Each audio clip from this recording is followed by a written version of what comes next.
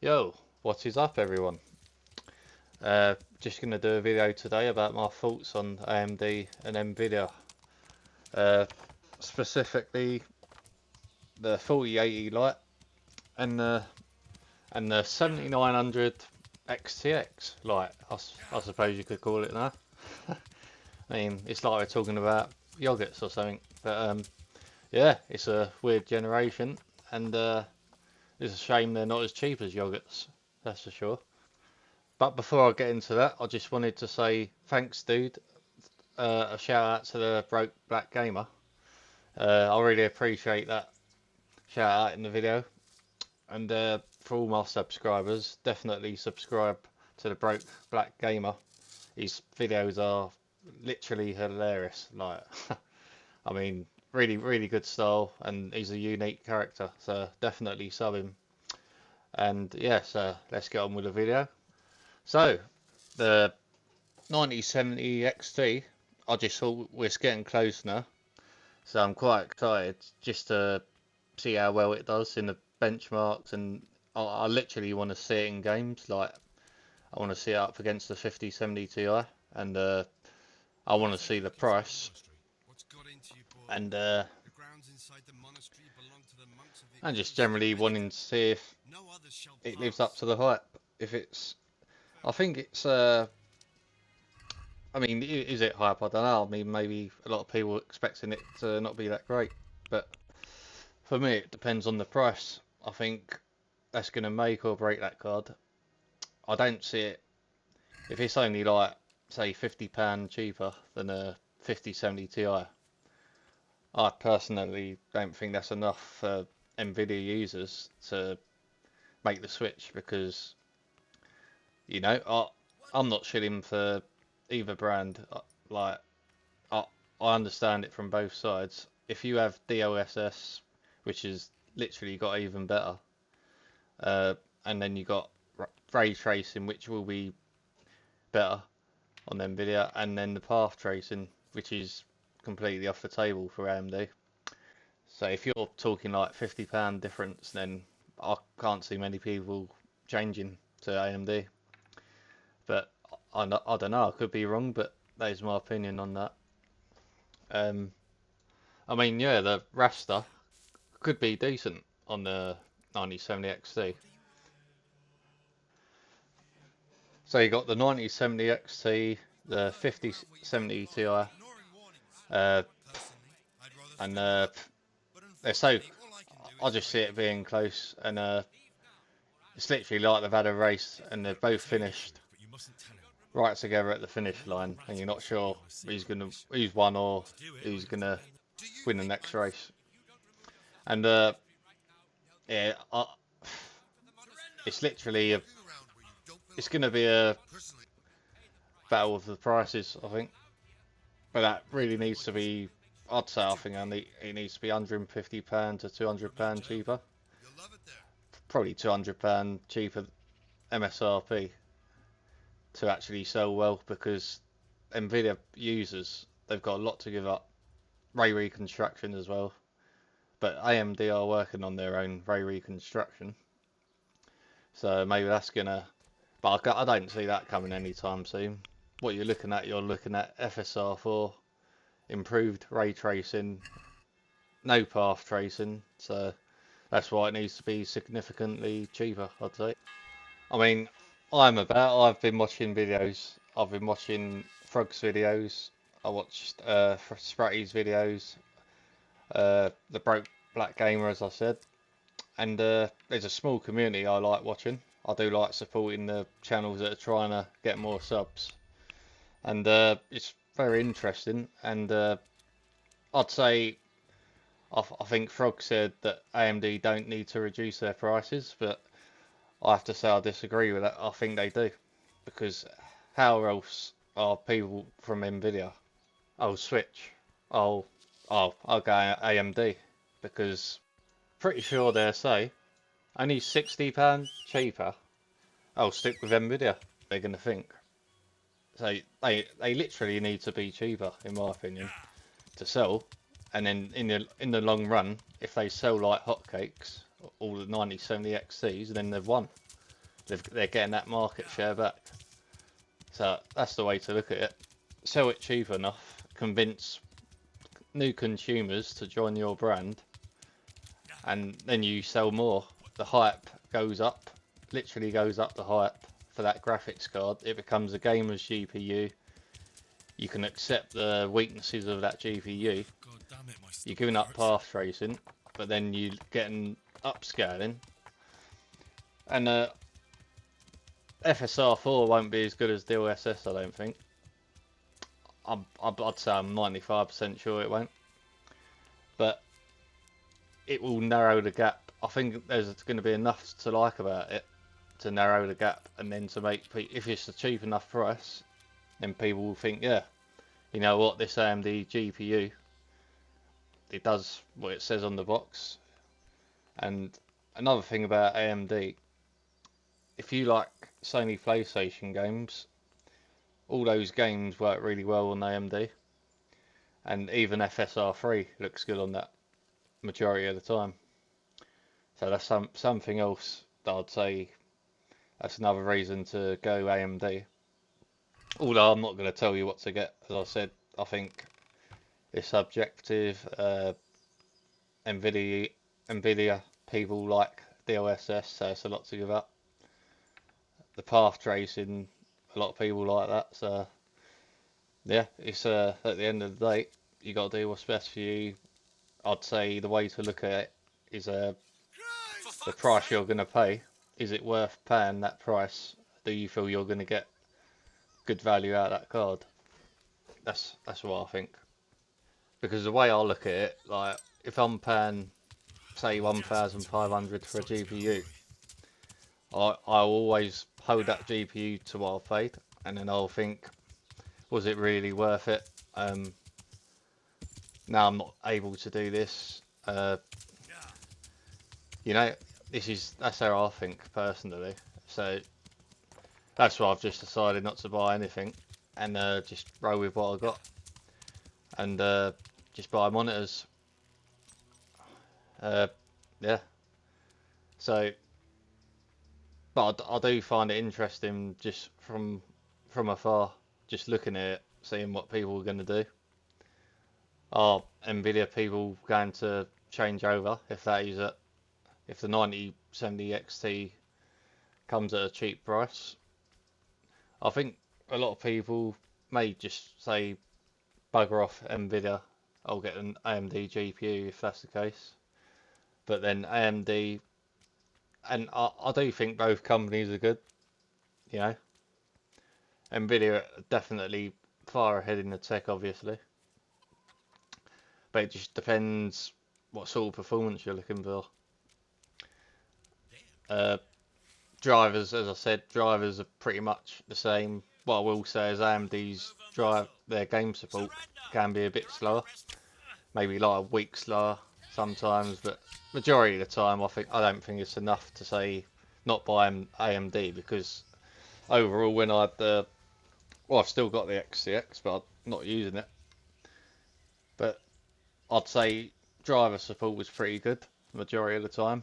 But what I've realised with Nvidia is they release their drivers quicker most of the time.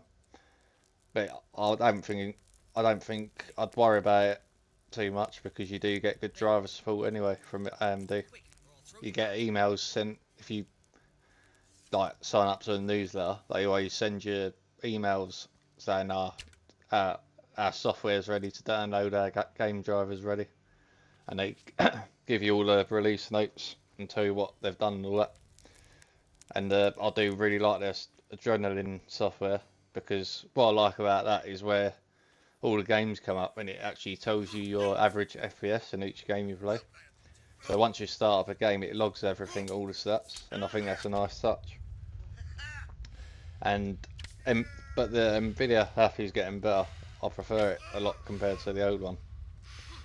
I do like the dynamic vibrance, the HDR option, where it just makes the colours a bit better for me.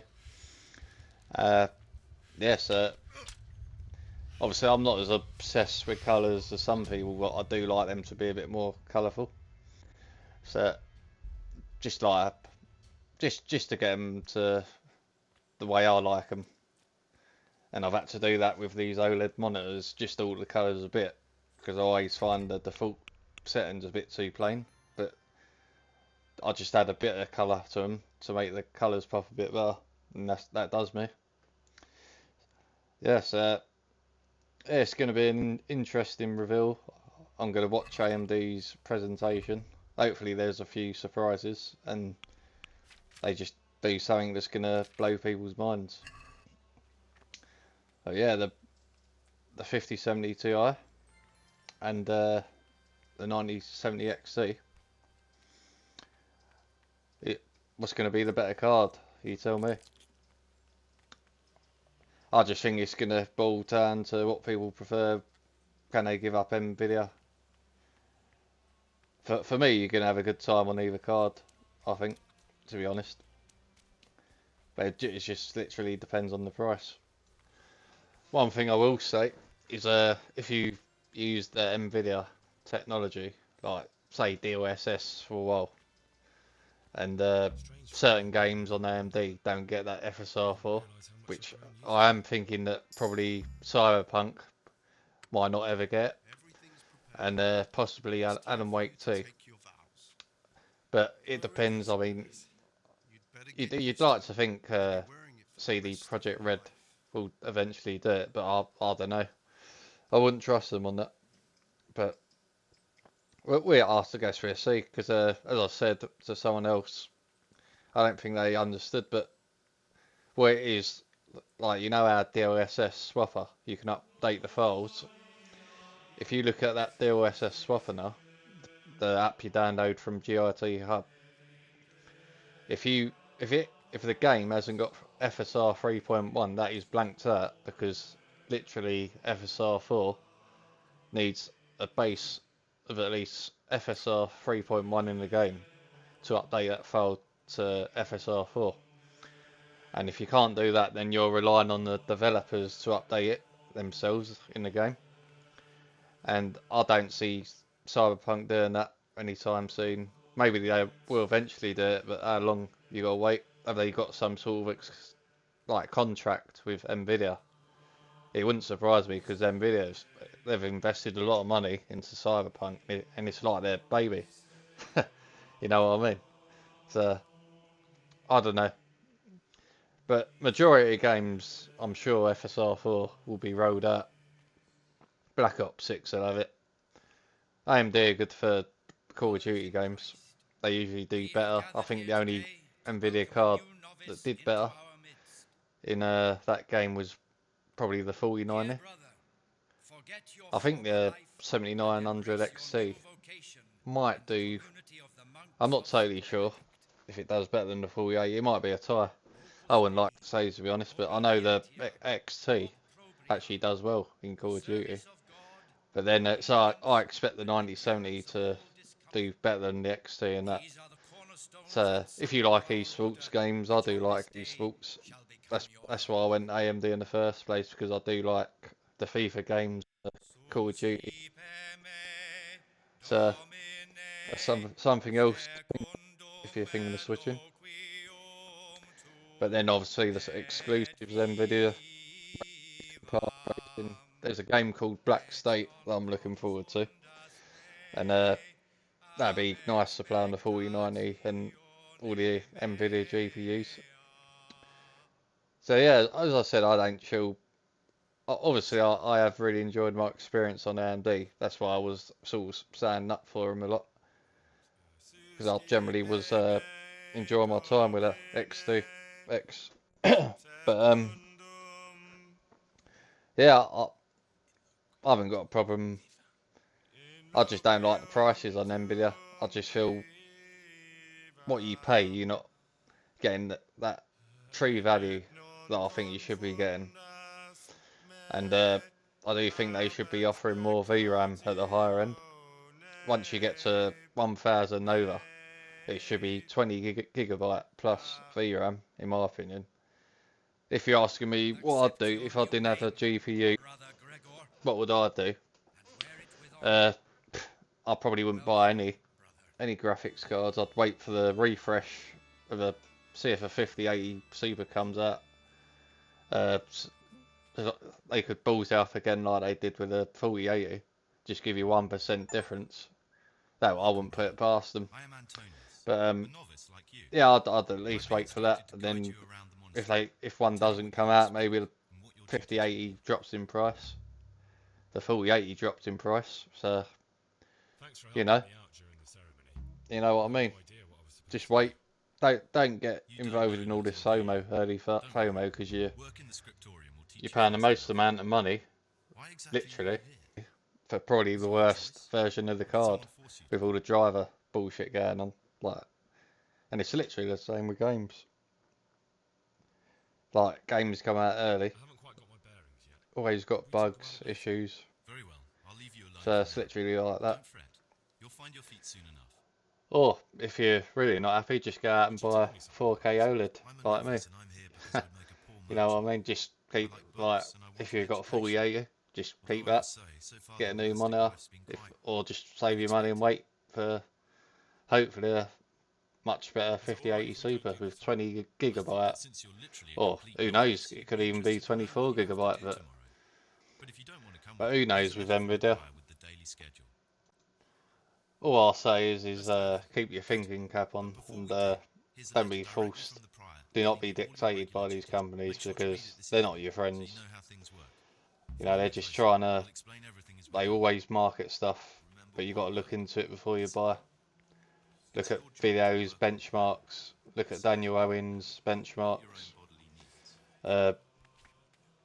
Yeah, for the record, I don't think he's a shill for either brand.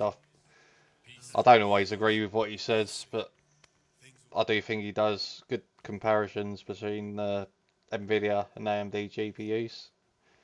And I do quite like Hardware Unboxed as well. I just think they call it down the line most of the time. Anyway, thanks for watching, everyone. And I hope people can just, you know, figure out what they're going to do in this generation. Hopefully I can help. If you want my advice, just tell both of them to do one, and just wait for the next generation or next GPUs. Later.